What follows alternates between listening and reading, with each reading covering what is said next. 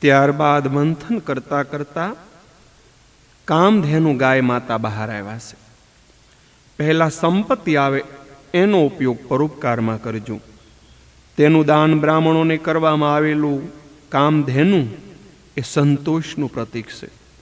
તે બ્રાહ્મણોને આપી. સંતોષ એ કામધેનુનું સ્વરૂપ છે. જેને આંગણે સંતોષ રૂપી ગાય હોય એ બ્રાહ્મણ બ્રહ્મનિષ્ઠ છે. સંતોષ ન હોય તો મનુષ્ય પાપ કરે છે. બ્રાહ્મણનું જીવન અતિ સાત્વિક હોવું જોઈએ. તે પછી ઉચ્છૈશ્રવા નામનો ઘોડો નીકળ્યો છે. ઘોડો જોઈ દૈત્યોનું મન લલસાણું છે. ઉચ્છૈશ્રવા દૈત્યને આપ્યો છે. શ્રવ શબ્દમાંથી અર્થ નીકળ્યો છે કીર્તિ. ઉજ્જૈશ્રવા એ કીર્તિનું પ્રતીક છે. જે મનને પર્વત જેવું સ્થિર કરે તેને જગતમાં કીર્તિ મળશે, લક્ષ્મી મળશે. કીર્તિમાં મન ફસાય તેને અમૃત મળતું નથી. સાધનાથી શરૂઆતમાં કીર્તિ મળે છે. તેનાથી જે રીઝી જાય તેને પછી ભગવાન મળતા નથી. જેને બહુમાન મળે એના પુણ્યનો ક્ષય થાય છે. જીવને માનનો મોહ છૂટી જાય અને દીન બની પ્રાર્થના કરે છે તે જીવને ઈશ્વર જેવો બનાવે છે. વિષ્ણુ સહસ્ત્ર નામમાં ભગવાને અમાની માનદો કયા છે. ભગવાન અમાની છે. ભગવાન બધાને માન આપે છે. એનું મન ઉજ્જૈશ્રવામાં એટલે કે કીર્તિમાં મોહમાં ફસાય તેને અમૃત મળતું નથી. ઉજ્જૈશ્રવા દૈત્યોએ લીધો એટલે અમૃત તેઓને મળતું નથી. કસોટી કર્યા વગર પરમાત્મા કૃપા કરતા નથી. જે કીર્તિ અને પ્રસિદ્ધિમાં ફસાય તેને અમૃત ક્યારેય મળતું નથી. ફરીથી સમુદ્ર મંથન કર્યું. ઐરાવત હાથી નીકળ્યો છે. દૈત્યોને લાગ્યું ઘોડો લેવામાં ભૂલ કરી ગયા. હાથી એ સૂક્ષ્મ દ્રષ્ટિનું પ્રતીક છે. હાથીની આંખ સૂક્ષ્મ હોય છે. દેવ પક્ષને હાથી આપ્યો. સ્થૂલ દ્રષ્ટિ એ દેહ દ્રષ્ટિ છે. સૂક્ષ્મ દ્રષ્ટિ એ આત્મદ્રષ્ટિ છે. સૂક્ષ્મ દ્રષ્ટિ રાખનારને અમૃત મળે છે. સૂક્ષ્મ દ્રષ્ટિ રાખનારને કામ ત્રાસ આપી શકતો નથી. ફરીથી સમુદ્ર મંથન કરવા લાગ્યા. અપસ્રાઓ નીકળી છે. દૈત્યોએ દેવોને કહ્યું, આની પછી જે નીકળે તે અમે લઈશું. પારિજાત અને અપસ્રાઓ બંને દેવ પક્ષમાં આપ્યા છે. ફરીથી મંથનની શરૂઆત થઈ. સાક્ષાત લક્ષ્મીજી પ્રગટ થયા છે. આ સાક્ષાત જગદંબા મહામાયા છે. દૈત્યોને લાગ્યું આ અમને મળે તો સારું. મને મળે એવી ઈચ્છા હોય તેને લક્ષ્મી ક્યારેય મળતી નથી. લક્ષ્મીજીને સિંહાસન ઉપર પધરાવ્યા. દુનિયામાં પણ લક્ષ્મીવાળાને બધાય માન આપે છે. લક્ષ્મીજી વિચાર કરે છે કે કોને હું વિજયમાળા અર્પણ કરું. સર્વ ગુણ સંપન્ન પુરુષના ગળામાં વિજયમાળા પહેરાવા લક્ષ્મીજી નીકળ્યા છે. ઋષિઓના મંડપમાં દેવોને લાવ્યા છે. આ ઋષિઓ જ્ઞાની છે, તપસ્વી છે, પણ ક્રોધી બહુ છે. કેવળ તપ કરવાથી કાંઈ ફળ મળતું નથી. તપને ભક્તિનો સાથ હોવો જોઈએ. તપ કરવાથી શક્તિ વધે એટલે ક્રોધ આવે છે. તપશ્ચર્યા અને જ્ઞાનથી શક્તિ વધે એટલે તે જીરવાતી નથી. પણ જ્ઞાનને ભક્તિનો સાથ હોય તો સારું. ભક્તિ દિનતાના સિંહાસન ઉપર બિરાજે છે. લક્ષ્મીજી કહે છે મારું મન માનતું નથી, આગળ ચાલો. આગળ ચાલતા દેવો બેઠા છે. દેવો ક્રોધી નથી પણ અતિશય કામી છે. શાસ્ત્રમાં ક્રોધનો રંગ લાલ, લોભનો પીળો અને કામનો રંગ કાળો બતાવ્યો છે. દેવો મહાપુરુષ છે પણ કામી છે. તે આગળ ચાલ. આગળ પરશુરામ બેઠા હતા. તે તો જીતેન્દ્રિય, કામી નથી, ક્રોધી નથી, પણ તે નિષ્ઠુર છે. ક્ષત્રિયના નાના નાના બાળકોને તે મારે છે. આ નિષ્ઠુર છે. લક્ષ્મીજી કહે છે મને ગમતા નથી. આગળ માર્કંડ ઋષિ બેઠા હતા. બહુ સુંદર છે, લાંબા આયુષ્યવાળા છે, પણ ઋષિ સભામાં તેઓ આંખ બંધ કરીને બેઠા છે. લક્ષ્મીજીને જોતા પણ નથી. લક્ષ્મીજી વિચાર્યું આ મહાત્મા તો બિલકુલ મારી સામું જોતા નથી. વરમાળા પહેરાવીશ તો પણ અનાસક્ત છે, તેથી મારી સામું જોશે નહીં. માર્કંડ ઋષિ કહે છે તું શાની રૂપાળી, તારા કરતા તો મારો કનૈયો સુંદર છે. જ્યાં સુધી તને મારો કનૈયો ન અપનાવે ત્યાં સુધી હું તારા દર્શન કરવાનો નથી. મને જરાય લક્ષ્મીનો મોહ નથી.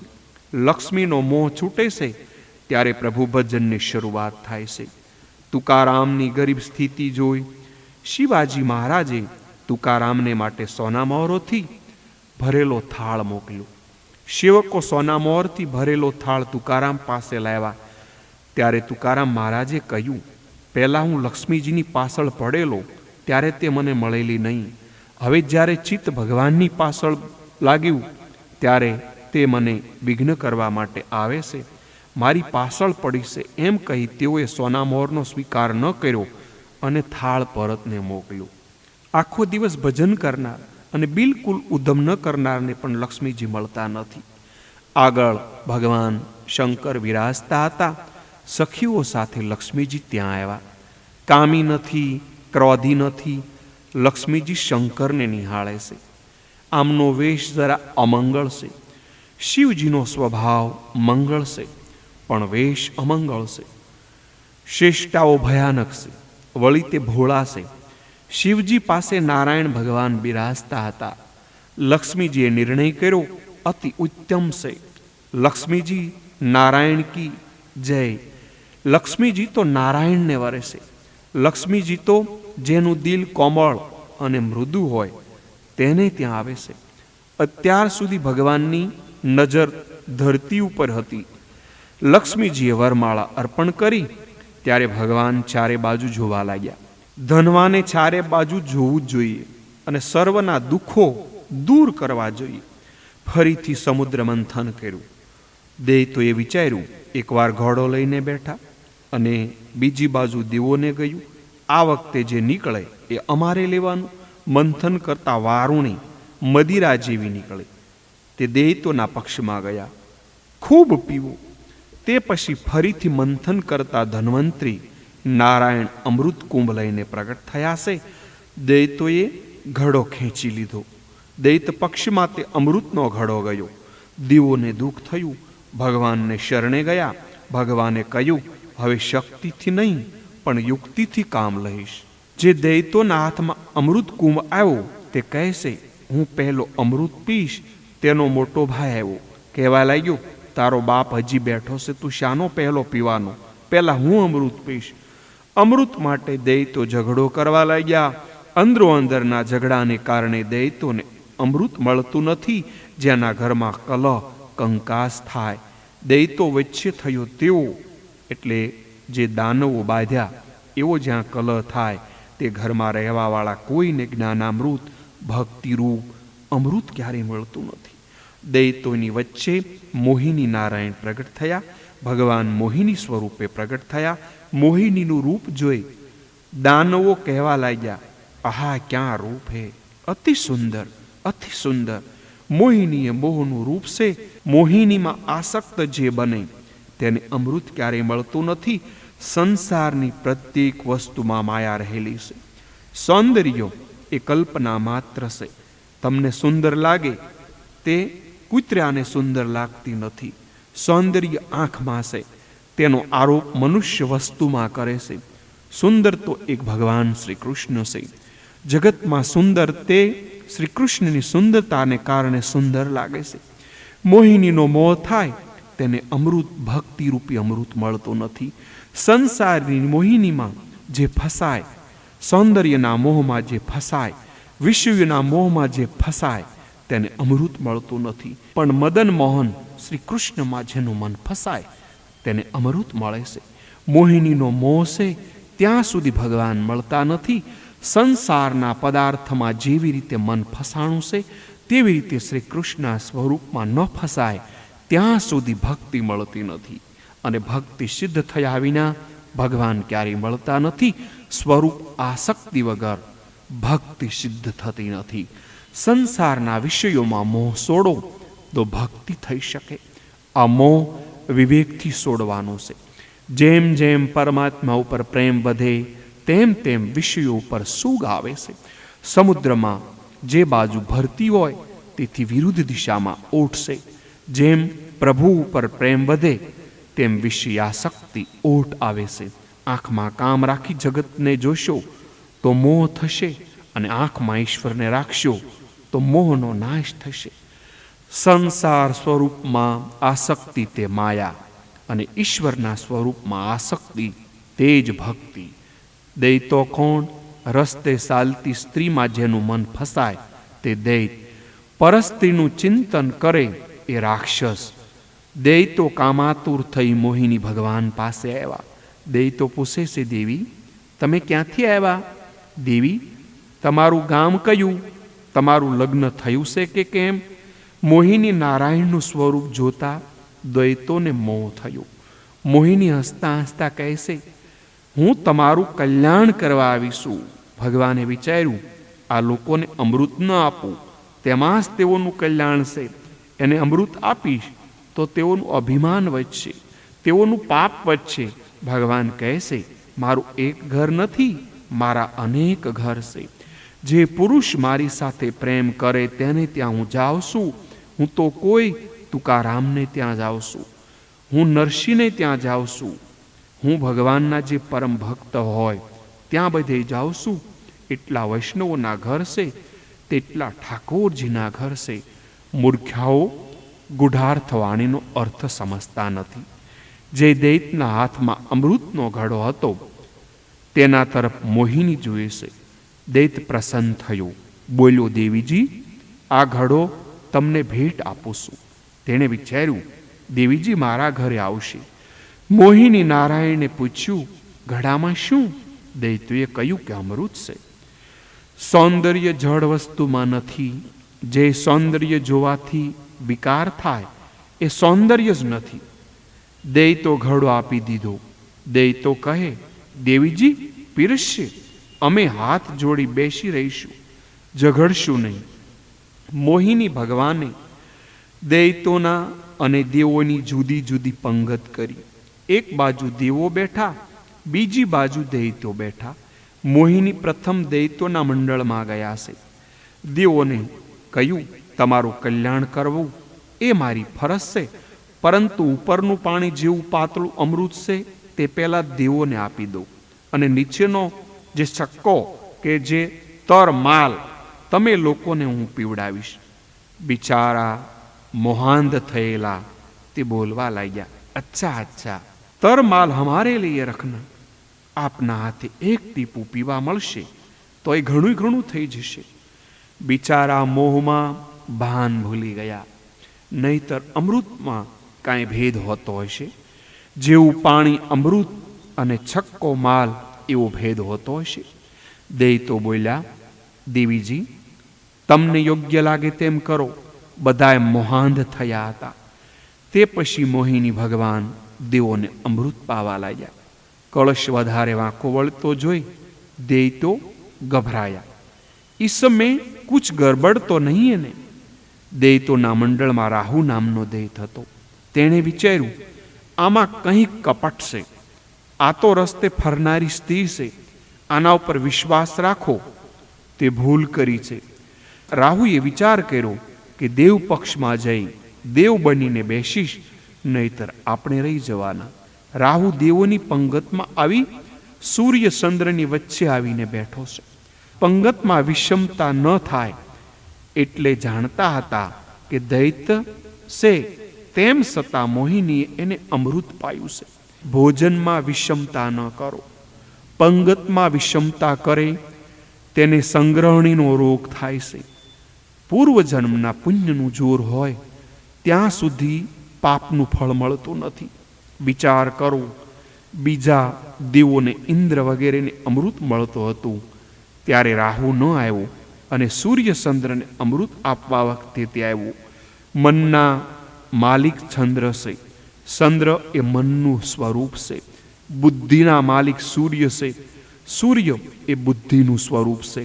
હાથથી જીભથી મનુષ્ય ભક્તિ કરે છે ત્યારે વિષય રાહુ જલ્દી વિઘ્ન કરવા આવતા નથી. મન બુદ્ધિથી મનુષ્ય ઈશ્વરનું ધ્યાન કરે ત્યારે વિષય રાહુ વિઘ્ન કરવા આવે છે. જ્યારે મન બુદ્ધિને સ્થિર કરી ધ્યાન કરવા બેસો એટલે વિષય રાહુ વિઘ્ન કરવા આવે છે. મન અને બુદ્ધિને પ્રભુમાં ધ્યાનમાં સ્થિર કરો એટલે રાહુ વિઘ્ન કરવા આવે. મન અને બુદ્ધિને ભક્તિરૂપી અમૃત મળે તે વિષય રાહુથી સહન થતું નથી. તેથી વિષયો વિઘ્ન કરવા આવે છે, તેને જ્ઞાનરૂપી ચક્રથી મારો. રાહુ અમૃત પીવા લાગ્યું. ભગવાને સુદર્શન ચક્રથી તેનું માથું ઉડાવ્યું છે. તેનું મસ્તક જ્ઞાનરૂપી ચક્રથી કાપી નાખ્યું.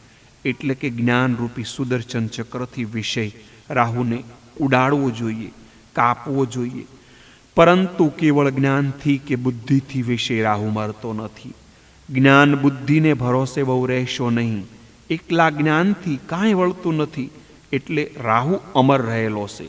કોઈ સંત કૃપા કરે ત્યાં સુધી વિષય રાહુ મરતો નથી. જ્ઞાનથી વિષયનો નાશ થતો નથી. ઈશ્વર અનુગ્રહ કરે ત્યારે મન નિર્વિષય બને છે. ભગવાન કૃપા વગર મન નિર્વિષય થતું નથી. જ્ઞાનનો આશ્રય કરો પણ અતિ દીન બનો ત્યારે ભગવાન કૃપા કરીને વિષય રાહુને મારશે. કેવળ જ્ઞાનથી નિર્વિષયતા થતી નથી, આવતી નથી. ઈશ્વર કૃપાથી નિર્વિષયતા આવે છે.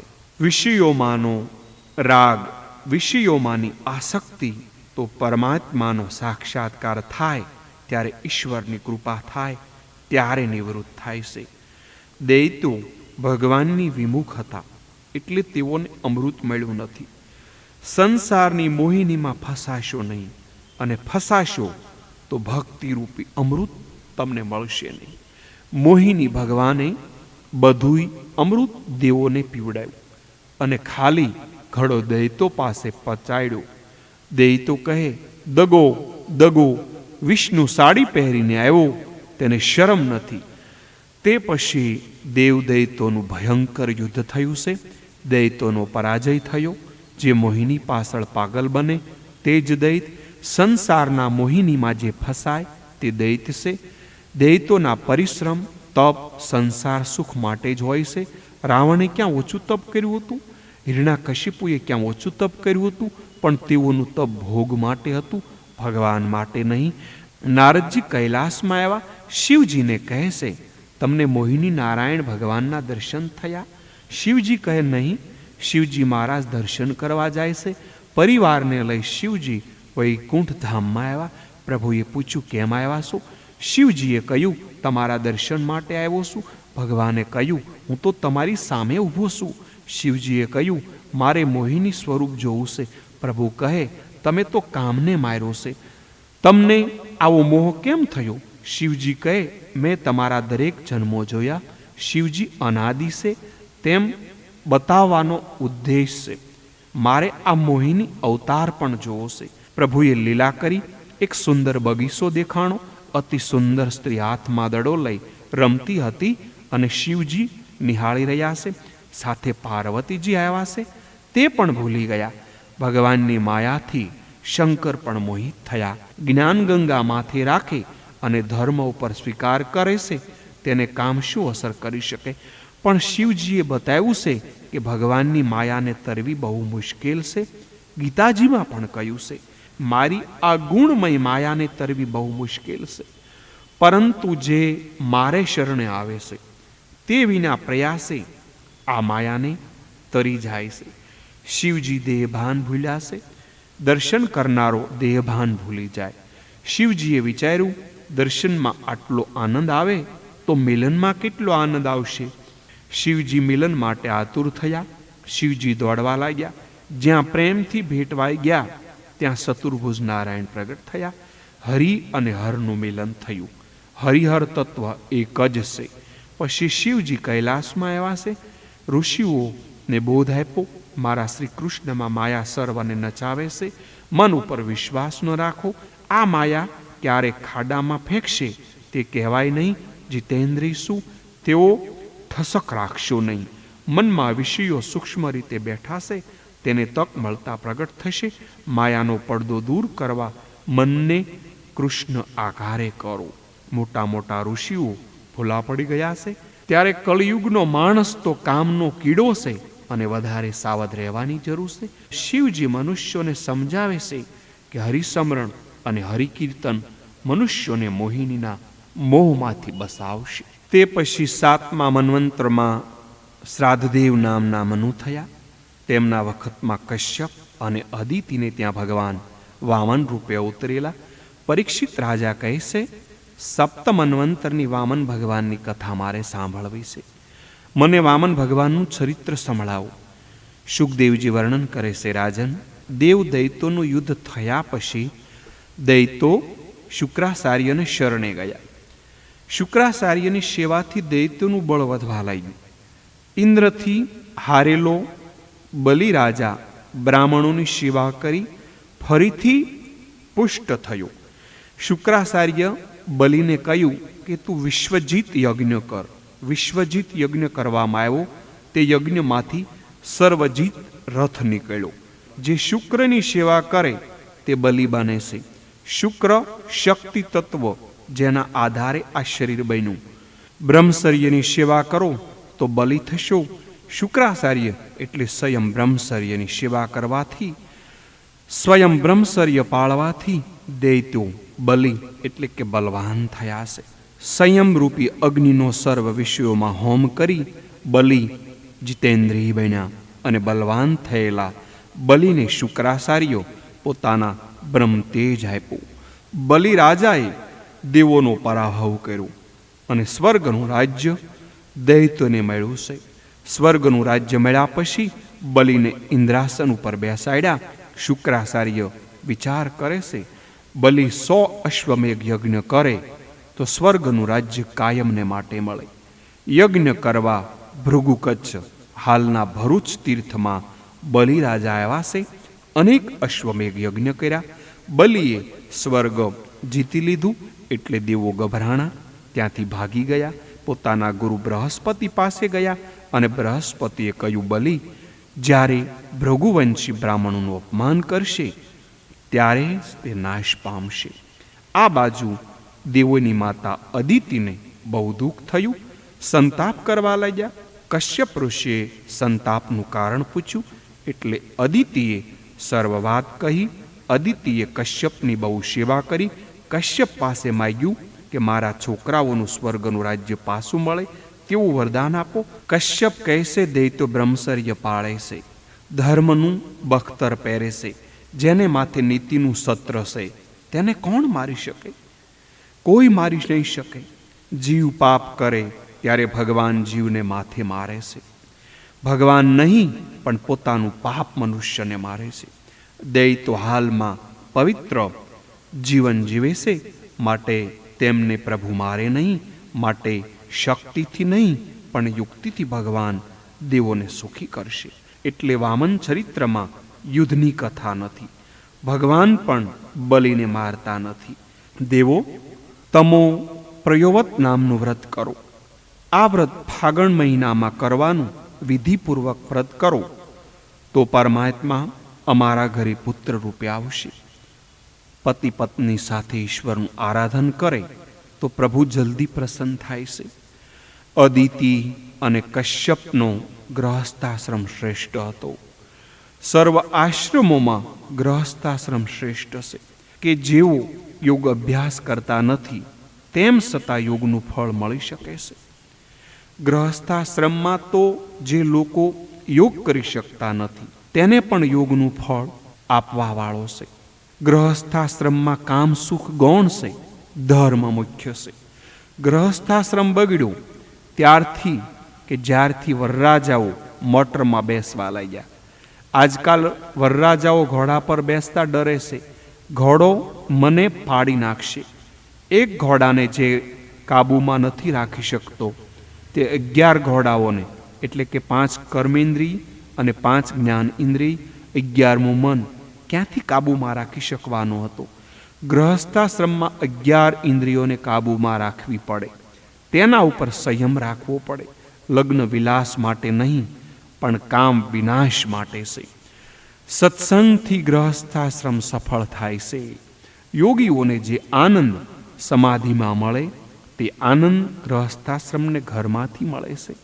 પણ પતિ પત્ની એકાંતમાં બેસી કૃષ્ણ કીર્તન કરે તો. શાસ્ત્રમાં ગૃહસ્થાશ્રમના વખાણ ખૂબ કર્યા છે. નિંદા કરી છે કામ વાસનાની. કોઈ પણ સ્ત્રી પુરુષ ખરાબ નથી, પણ તેમાંથી રહેલી કામ વાસના ખરાબ છે. મહાત્માઓ તો ત્યાં સુધી કહેશે કે ગ્રહસ્થાશ્રમીઓનો આનંદ અનેક વખત યોગીઓના આનંદ કરતાં પણ શ્રેષ્ઠ છે. ઈશ્વર સાથે રમનાર યોગી શ્રેષ્ઠ કે ઈશ્વરને ગોદમાં રમાડનાર ગ્રહસ્થાશ્રમી શ્રેષ્ઠ? યોગી પરમાત્મા સાથે રમે તે શ્રેષ્ઠ છે, પણ આ ગ્રહસ્થાશ્રમી પણ સાધારણ નથી. ગ્રહસ્થાશ્રમ બગડે છે કુસંગથી. ગ્રહસ્થાશ્રમનું લક્ષ્ય બરાબર ન સમજવાથી ગ્રહસ્થાશ્રમ બગડે છે. કશ્યપ અદિતિનો ગ્રહસ્થાશ્રમ દિવ્ય હતો. પવિત્ર જીવન ગાળે તપશ્ચર્યા કરતા હતા. તેથી પ્રભુને થયું કે આજે હું તેમને ઘરે જન્મ લઉં. આજ પણ કોઈ પત્ની અદિતિનું પ્રયોજન કરે અને પતિ કશ્યપ બને તો આજે પણ ભગવાન તેને ત્યાં જન્મ લેવા માટે તૈયાર છે. અદિતિ એટલે અભેદ બુદ્ધિ, બ્રહ્માકાર વૃત્તિ. બ્રહ્માકાર વૃત્તિમાંથી બ્રહ્મ પ્રગટે છે. કશ્યપ એટલે મન. કશ્યપ બરાબર મન. જેનું મનોવૃત્તિ બ્રહ્માકાર બને છે તે સ્ત્રી જો અદિતિ બને અને પુરુષ જો કશ્યપ બને તેને ઘરે ભગવાન અવતાર લેશે. ત્યારે પરમાત્મા જરૂર પ્રગટ થાય છે. યોગીઓ બ્રહ્મચિંતન કરતા બ્રહ્મમય થઈ શકે છે, પરંતુ પવિત્ર ગ્રહસ્થાશ્રમી ભગવાનને પુત્ર રૂપે પ્રાપ્ત પણ કરી શકે છે. પવિત્ર ગ્રહસ્થાશ્રમી ઈશ્વરને પુત્ર રૂપે મેળવી એને રમાડી શકે છે, પણ તે ત્યારે કે કશ્યપ બને અને સ્ત્રી અદિતિ બને તો. દેહ દ્રષ્ટિ હશે ત્યાં સુધી કામ તમારી પાછળ છે. કામનો વિનાશ કરવો હોય તો દેહ દ્રષ્ટિ રાખવાને બદલે દેવ દ્રષ્ટિ રાખો. શંકરાચાર્ય શતશ્લોકીમાં કહ્યું છે કે લોકો ચામડીની મીમાંસા કરે છે, પણ આ દેહ જેનાથી સુંદર લાગે છે તે આત્માની મીમાંસા કોઈ કરતું નથી. જગત બગડ્યું નથી, મનુષ્યની આંખ મન બુદ્ધિ બગડ્યા છે. તું તારા કાળજાને આંખ મન બુદ્ધિને સુધારીશ તો જગત સુધરી જશે.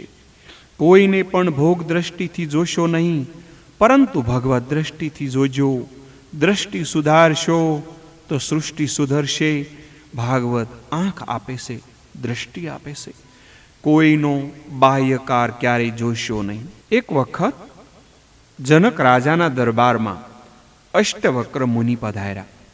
એમના 8 અંગ વાંકા જોઈ બધા હસવા લાગ્યા.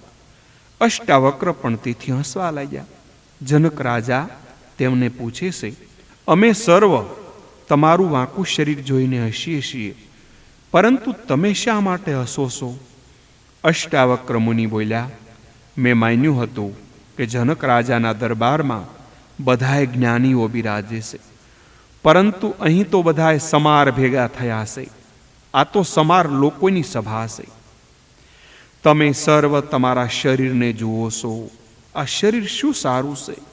તે મળમૂત્રથી ભરેલું છે. પરંતુ મારા શરીરમાં રહેલો આત્માને જુઓ. હું પવિત્ર બ્રાહ્મણ છું. તમે આકૃતિ જોઈને હસો છો, પરંતુ મનુષ્યની કૃતિને જોવી જોઈએ.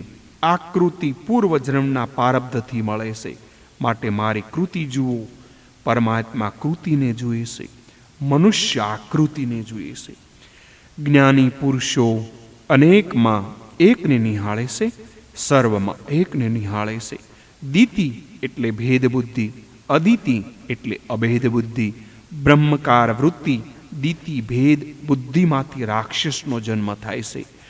હિરણાક્ષ અને હિરણાકશિપુ જેમ અદિતિ અભેદ બુદ્ધિમાંથી ભગવાન વામન જન્મે છે. જગતને ભેદભાવથી જોશો નહીં, જગતને અભેદ ભાવથી જોવાનું છે. જેની બુદ્ધિમાં ભેદ, જેના મનમાં પણ ભેદ આવે, ભેદ વિકાર વાસનાનો ઉત્પન્ન કરે છે. જ્ઞાનીઓ અભેદ ભાવે સર્વને જુએ છે. અનેકમાં એકનો અનુભવ કરવો એ જ જ્ઞાન. આકાર એ કિંમતી વસ્તુ નથી, સોનું એ કિંમતી વસ્તુ છે. કિંમત સોનાની મળે, આકારની નહીં. એક મહાત્મા પાસે સોનાના ગણપતિ હતા અને સોનાનો ઉંદર હતો. શરીર વૃદ્ધ થયું, મૂર્તિ માટે આ ચેલાઓ લડવા લાગ્યા. તેથી મહાત્માએ વિચાર્યું, આ મૂર્તિઓ વેચી ભંડારો કરીશ, અને મૂર્તિઓ વેચવા લઈ ગયા. ગણપતિની મૂર્તિ 10 તોલાની થઈ, ઉંદરની મૂર્તિ 11 તોલાની થઈ.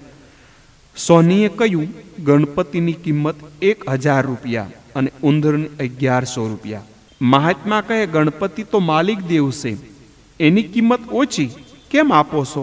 સોની કહે, હું તો સોનાની કિંમત આપું છું, માલિક દેવની નહીં. જ્ઞાની પુરુષો આકારને જોતા નથી. જ્ઞાની પુરુષો સૃષ્ટિને નિર્વિકાર ભાવે જુએ છે. આકારમાંથી વિકાર ઉત્પન્ન થાય છે.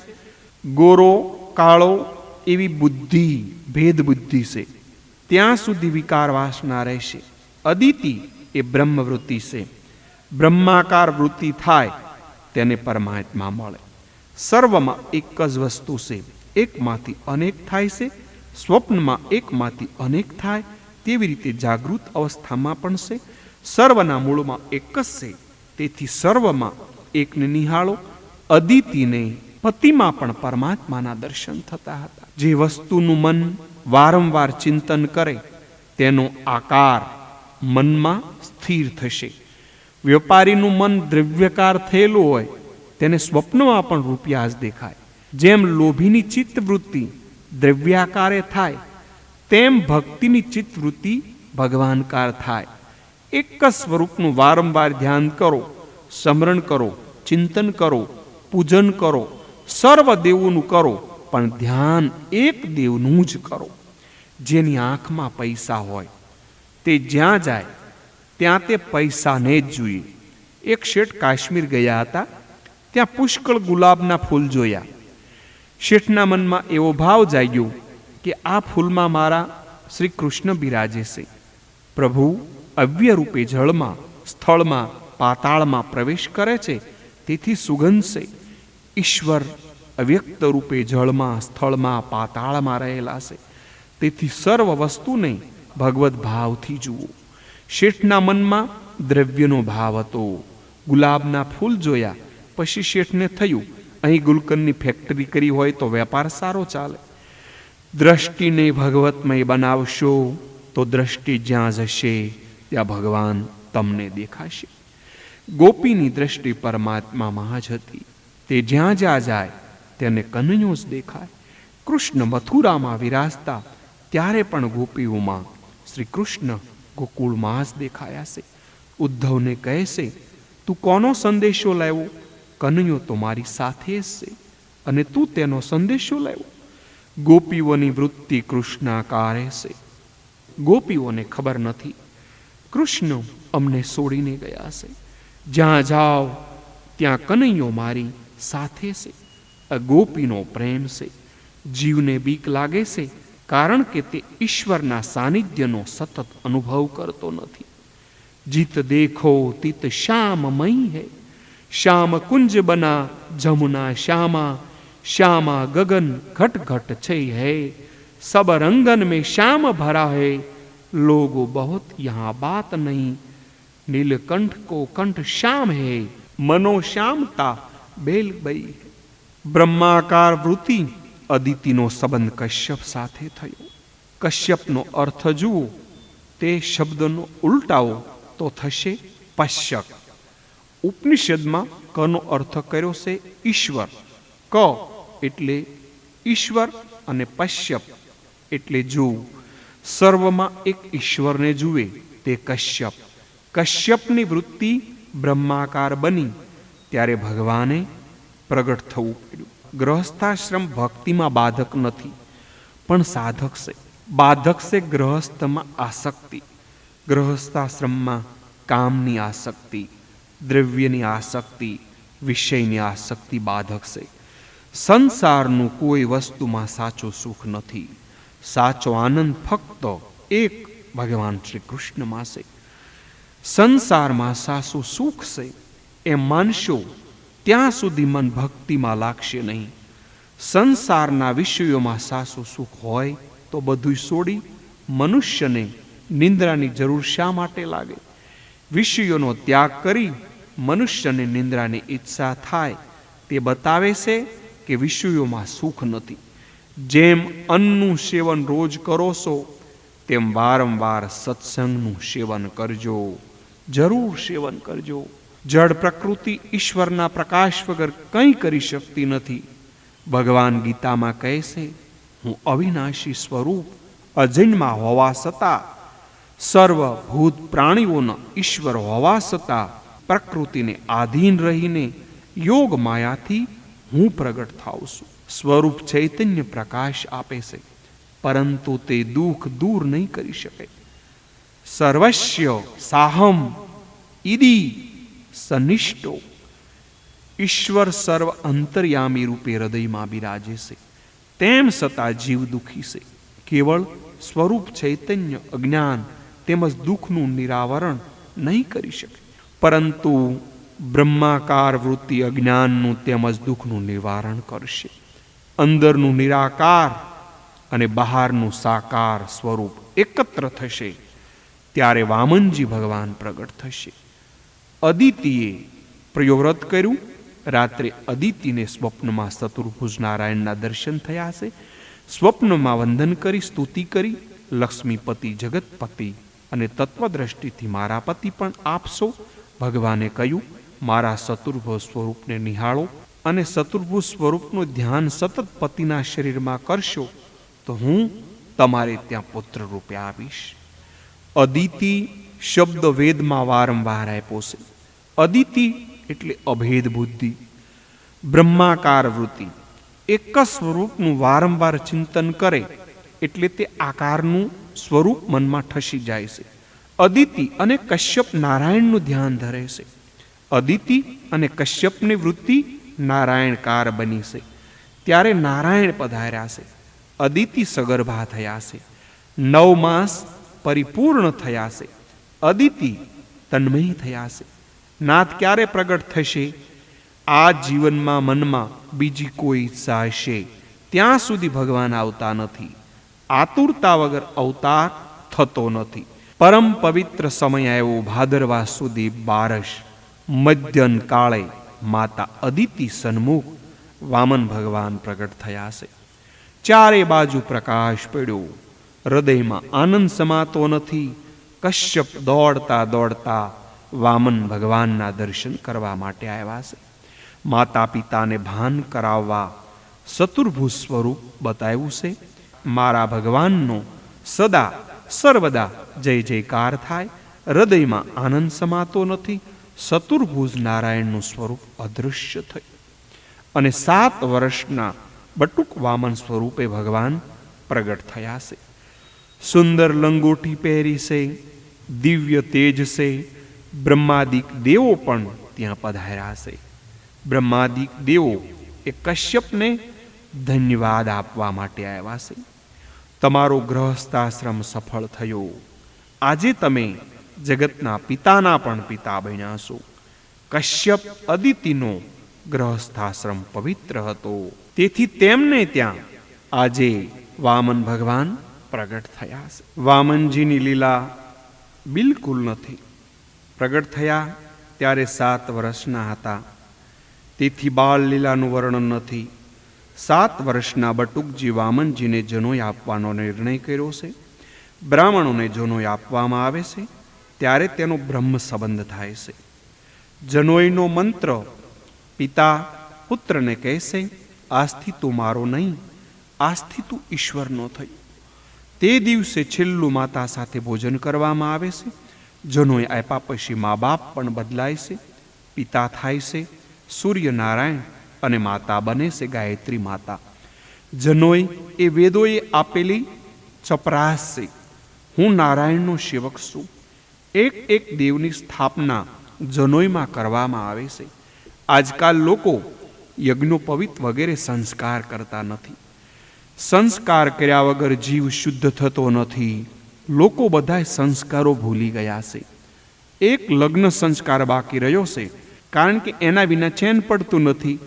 સંસ્કારનો લોપ થવાથી પાપી અને અધાર્મિક પ્રજા ઉત્પન્ન થવા લાગી છે. જનોઈ કેવી રીતે તૈયાર કરવી તે તૈત્રી આરણ્યમાં બતાવ્યું છે. જનોઈ હાથે બનાવવી જોઈએ. સૂતરને 96 વખત લપેટવું પડે છે. વેદોમાં કર્મ અને ઉપવાસના મંત્રો 96,000 છે. તે ભણવાનો અધિકાર તેથી મળે છે. વેદના મંત્ર 1,00,000 છે, પણ 4,000 મંત્રો સંન્યાસી માટે છે. કર્મો અને ઉપાસનાના મંત્રો છે 96,000. જનોઈને બનાવનાર બ્રહ્મા અને ત્રિગુણાતીત કરનાર વિષ્ણુ છે. જનોઈને ગાંઠ આપનાર શિવજી અને અભિમંત્રિત કરનાર ગાયત્રી દેવી છે. આ દિવ્ય તેજ છે. જનોએ 7મે વર્ષે આપવાની હોય છે. વધારેમાં 11 વર્ષ સુધી છૂટ આપી છે. એક એક ધાગામાં એક એક દેવની પ્રતિષ્ઠા કરવામાં આવી છે. તેથી તેને સાવીનો એટલે કે લોખંડનો સ્પર્શ ન થાય. આજના બ્રાહ્મણો જનોઈએ ચાવી લટકાવે છે. જનોઈએ ચાવી લટકાવવાથી દેવો જનોઈમાંથી હાલતા થઈ જાય છે. સંસ્કારની પરંપરા નષ્ટ થઈ, તેથી સંયમ અને સદાચાર પ્રજામાં રહ્યા નથી. ઋષિઓએ સંસ્કાર બતાવ્યા છે, તે આપણા કલ્યાણ માટે છે. વામનજી મહારાજને જનોઈ આપવામાં આવી છે. અદિતિએ લંગોટી આપી છે. ધરતીએ આછન, બ્રહ્માએ કમંડળ, સરસ્વતીએ જપ કરવા માળા અને કુબેરે ભિક્ષાપાત્ર આપ્યું છે. બ્રાહ્મણ 3 વખત સંધ્યા કરે. બ્રાહ્મણને માથે ઘણી જવાબદારી નાખી છે. મહાપ્રભુજી હંમેશા 3 વાર સંધ્યા કરતા. જગતને આદર્શ બતાવ્યો છે. હું મહાન છું, છતાં સંધ્યા કરું છું. પ્રાતઃ સંધ્યાથી રાત્રિનું પાપ નષ્ટ થાય છે. મધ્યાહન સંધ્યા અન્નજળનો દોષ દૂર કરે છે. અને ત્રિકાળ સંધ્યાનો બહુ મોટો મહિમા છે. સંધ્યામાં સૂર્યનો જપ કરતા જગદંબા ગાયત્રીનું ધ્યાન કરવાનું છે. અને સંધ્યામાં ગાયત્રી માતાનું આહ્વાન કરવાનું છે. માં, તમે મારા હૃદયમાં પધારો, મારું રક્ષણ કરો. સંધ્યામાં અધમર્ષણ કરવાનું હોય છે, ધ્યાન કરવાનું હોય છે. સંધ્યા સમય ઉપર થવી જોઈએ. ઉત્તમ સંધ્યા આકાશમાં નક્ષત્ર હોય ત્યારે કરવામાં આવે છે. નક્ષત્ર ન દેખાતું હોય અને સૂર્યનારાયણ બહાર ન આવ્યા હોય ત્યારે સંધ્યા કરે તો તે મધ્યમ સંધ્યા. સૂર્યોદય પછીની અધમ સંધ્યા છે. બૃહસ્પતિ વામનજી મહારાજને ઉપદેશ આપે છે. આજથી મધુકરી એટલે કે ભિક્ષા માગવાની. મધુકરીના અન્નમાં મધુરતા છે. તે પછી બ્રહ્મચારીના ધર્મો સંભળાવ્યા છે. બ્રહ્મચર્યાશ્રમ નષ્ટ થયો ત્યારથી આપણા દેશની દુર્દશા થઈ છે. બ્રહ્મચર્યાશ્રમની પરંપરા નષ્ટ થઈ ત્યારથી દેશની દુર્દશા થઈ છે. બ્રહ્મચર્યના પાલન વગર કોઈ મહાન થયો નથી કે થવાનો નથી. જેણે બ્રહ્મચર્યનું પાલન કરવું છે તેણે લાકડાની સ્ત્રીને શરીર કે મનથી પણ સ્પર્શ ન કરવો. બ્રહ્મચર્ય પાળવું હોય તો સ્ત્રીના કેશ તરફ કે મુખ તરફ ન જોવું. સ્ત્રીના કેશમાં અને મુખમાં કામ વસે છે. આ કથનમાં સ્ત્રીની નિંદા નથી, પણ કામની નિંદા છે. પરસ્ત્રીને માતા ગણવી. જગતમાં જેટલા મહાપુરુષો થયા તેટલાએ પરસ્ત્રીને મા ગણી છે. તેઓ બ્રહ્મચર્યનું પાલન કરવાથી મોટા થયા છે. લક્ષ્મણજીએ 14 વર્ષના વનવાસમાં સીતાજીના શરણો સિવાય બીજું કોઈની સામું જોયું ન હતી. તેથી જ્યારે રામચંદ્રજીએ સીતાજીને ચંદ્રહાર બતાવીને પૂછે છે, લક્ષ્મણ, આ હાર તારી ભાભીનો છે? ત્યારે લક્ષ્મણ કહે છે, આ હારને મેં જોયો નથી, કારણ કે મેં કદી મારા ભાભીના મુખ સામે પણ જોયું નથી. રામચંદ્રજીએ સીતાજીના દાગીના આ પ્રમાણે બતાવી લક્ષ્મણજીને પૂછ્યું કે આ દાગીના તું ઓળખે છે? ત્યારે લક્ષ્મણજીએ કહેવું પડ્યું છે, નાહી જનામી કેયુરે નાહમ જનામી કુંડલે.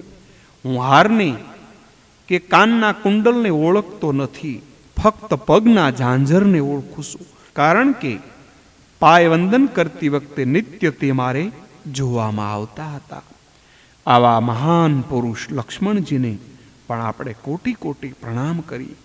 કારણ કે લક્ષ્મણજીમાંથી આપણને ભાભી પ્રત્યે જેમ માતાજીનો પ્રેમ આવેલો એવો આપણને પ્રેમ ભાભીમાં પણ આવે. કેવું આદર્શ બ્રહ્મચર્ય પાલન. કામને જીતવો મુશ્કેલ એટલે બ્રહ્મચર્યના વખાણ ખૂબ કરવામાં આવેલા છે. વ્યાસ ભગવાન ભાગવતની રચના કરતા હતા ત્યારે તે શ્લોક રચી પોતાના શિષ્ય જૈમિની ઋષિને તે શ્લોકો તપાસી જવા માટે વાંચવા આપતા હતા. 9મા સ્કંદમાં જૈમિનીના વાંચનમાં આ શ્લોક આવ્યો છે. ઇન્દ્રિયો એટલી બધી બળવાન છે કે ભલભલા વિદ્વાનોને પણ ચલાવી દેશે, એટલે કે સળાવી દે છે. શ્લોક વાંચી જૈમિનીને લાગ્યું કે આ શ્લોક રચવામાં વ્યાસજીએ ભૂલ થયેલી છે. શું વિદ્વાન માણસોને ઇન્દ્રિયો વિચલિત થઈ શકે? મને ક્યાં ઇન્દ્રિયો વિચલિત કરી શકે છે? તેમણે વ્યાસજીને વાત કરી અને વિદ્રાંચ નાપ કરશીતી એ પ્રમાણે લખવા કહ્યું. વ્યાસજીએ કહ્યું કે જે લખ્યું છે તે બરાબર છે, તેમાં ભૂલ થયેલી નથી. એક દિવસ એવું બન્યું કે જૈમિની સંધ્યા કરી સંધ્યાનું જળ આશ્રમ બહાર નાખવા આવ્યા. તેણે એક યુવતીને બહાર ઝાડ નીચે વરસાદમાં ભીંજાતી ઊભેલી જોઈ. વસ્ત્રો ભીંજાયેલા હતા એટલે તેણીનું આખું શરીર દેખાતું હતું. જૈમિની યુવતીનું રૂપ જોઈને પ્રલોભનમાં પડી ગયા. આંખ રતનનું હંમેશા જતન કરજો. જૈમિનીએ તે સ્ત્રીને કહ્યું, અંદર આવો ને, આ ઝૂંપડી તમારી છે, આશ્રમમાં આવી વિશ્રામ કરો. સ્ત્રીએ કહ્યું, પુરુષો લુચ્છા હોય છે, તેઓને ભરોસો કેમ કરાય? જૈમિનીએ કહ્યું, અરે હું પૂર્વ મીમાંસાનો આચાર્ય છું, જૈમિની ઋષિ. મારો ભરોસો નહીં? મારા જેવા તપસ્વી જ્ઞાનીનો ભરોસો નહીં કરો તો કોનો ભરોસો કરશો? આ ઝૂંપડી તમારી છે, આશ્રમમાં આવી વિશ્રામ કરો. તે સ્ત્રીને આશ્રમની અંદર લાવ્યા. તે પછી વસ્ત્ર બદલવા આપ્યા. ફરીથી તેનું રૂપ જોઈ જૈમિનીનું મન વધારે લલસાણું. તે સ્ત્રીને પૂછ્યું, તમારું લગ્ન થયેલું છે કે કેમ? સ્ત્રીએ ના પાડી. જૈમિનીએ તેને પરણવાની દરખાસ્ત મૂકી. યુવતીએ કહ્યું કે મારા પિતાએ પ્રતિજ્ઞા લીધી છે કે જે કોઈ પુરુષ મારો ઘોડો બને તેના ઉપર હું સવાર થાવ અને તે મને અંબાજી માતાના દર્શન કરાવવા લઈ જાય, તેની સાથે હું પરણું. વળી મારા પિતાશ્રીને મેં વચન આપેલું છે કે મોઢું કાળું કરીને જમાઈને હું લઈ આવીશ. જૈમિનીએ વિચાર્યું, ભલે મોઢું કાળું થાય, પણ આ તો મળશે ને. જૈમિનીએ મોઢું કાળું કર્યું અને ઘોડો થવા માટે પણ તૈયાર થયા. પુરુષ પર સ્ત્રીને કામ ભાવથી જુએ તો મોઢું કાળું થાય જ. જૈમિની તે પછી ઘોડો બન્યા અને તે યુવતી તેના ઉપર સવાર થઈ. આ પ્રમાણે વરઘોડો અંબાજીના મંદિર પાસે આવ્યો. મંદિરના ઓટલે વ્યાસજી બેઠા હતા. તેમણે આ દ્રશ્ય જોઈને પૂછ્યું, ટા કરશીતે કે ના પકર્શીતે? જૈમિની કહે, કરશીતે. તમારો શ્લોક ખરો છે, એક ક્ષણ પણ ગાફલ થશો નહીં. ગાફેલ થશો તો કામ સાતી ઉપર સડી બેસશે. જ્ઞાની જૈમિની ગાફેલ થયા. તમારું લગ્ન થયેલું છે કે નહીં? તે સ્ત્રીને પૂછવાની શી જરૂર હતી? પરોપકાર માટે ઋષિઓનો અવતાર હોય છે, તેને આવી પંસાત કરવાની શી જરૂર હતી? કામને કારણ મોટા મોટા જ્ઞાનીઓ ભૂલા પડ્યા, તો આપણા જેવા સાધારણ મનુષ્યોનું શું થાય? તેથી તો ભર્તુહરિએ કહ્યું છે, કેવળ ઝાડના પાંદડા અને જળ પીને નિર્વાહ કરનાર ઋષિઓને પણ કામે થપ્પડ મારી છે.